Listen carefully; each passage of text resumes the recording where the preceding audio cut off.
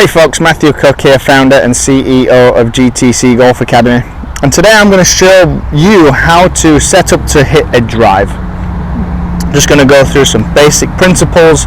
It's going to allow you to right off the bat hit much more consistent and better drives off the tee.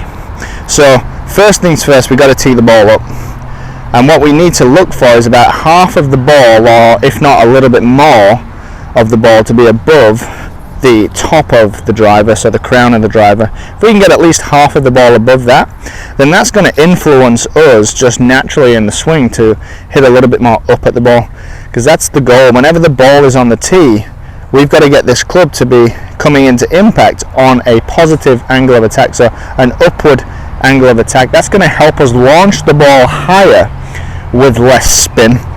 It's not like an iron where the ball's on the ground and we've got to hit more down at the ball. We're actually now the opposite, trying to hit up. So the first thing is getting the ball correctly positioned on the tee, which is half or if not a little bit more of the ball above the top of the driver. The next thing, and I see this as an issue for a lot of golfers, is ball position. Now everyone just by default goes inside left heel, which most of the time is true, but I'd rather you consider ball position in relation to your upper body, because depending on if it's really windy one day, your stance width changes, undulating tee box, your stance might change, and then ball position being related to your feet can be a little off.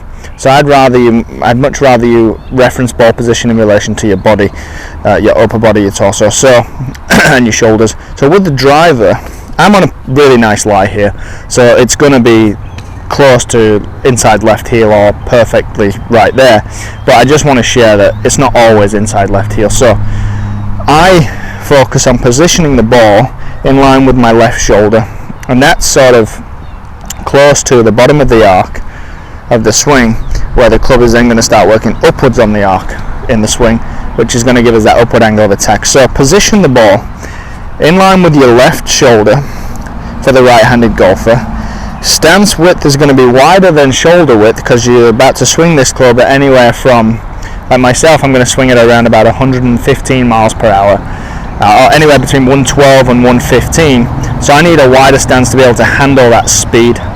And every golfer typically swings the driver the fastest because it's the lightest club in the bag. So every golfer should stand wider than shoulder width to maintain that balance that's needed. So slightly wider than shoulder width. Left shoulder is the ball position. The tee is perfect height. Now, when it comes to addressing the ball, we want our left side to be a little higher than the right, and we do this by adjusting our spine angle slightly and tilting to the right, which will put your left hip a little higher than the right, your left shoulder a little higher than the right, and you'll be angled slightly this way. So if you could draw a line perpendicular to your spine, it would point in the air. And that again is just to influence an upward angle of attack to the ball, so you can launch it high, less spin, and get the most out of it. So ball position,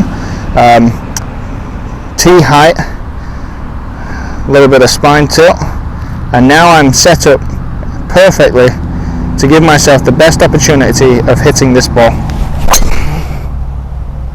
And our goal is to hit slightly up on it, just like that. Nice little baby draw. Don't know what the club speed was, I haven't got the launch monitor on, but probably around 113, 114, maybe 115. But that is how you set up to a basic tee shot with a driver. They're the things that pretty much remain the same. They're the principles to hitting much better tee shots. Take that into your game, whether it's in practice or if you want to go straight out on the course and try it, and you'll hit much better drives.